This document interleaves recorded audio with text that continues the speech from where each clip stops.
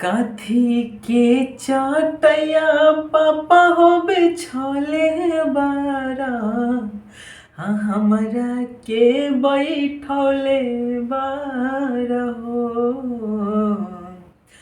काथी के करे जा पापा हो बनौले बारा हमरा के बैठौले बारा हो।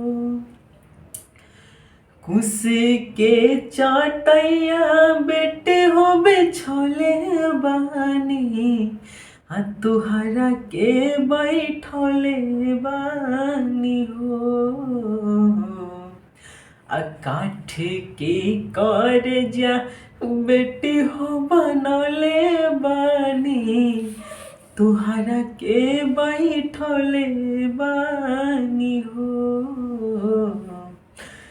काठ के कर जा बेटी हो बनौले बानी तुहरा के बैठौले बानी हो।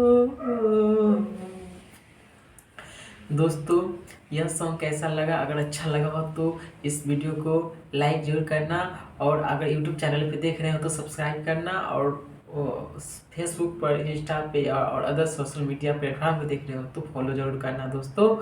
और जय हिंद, वंदे मातरम।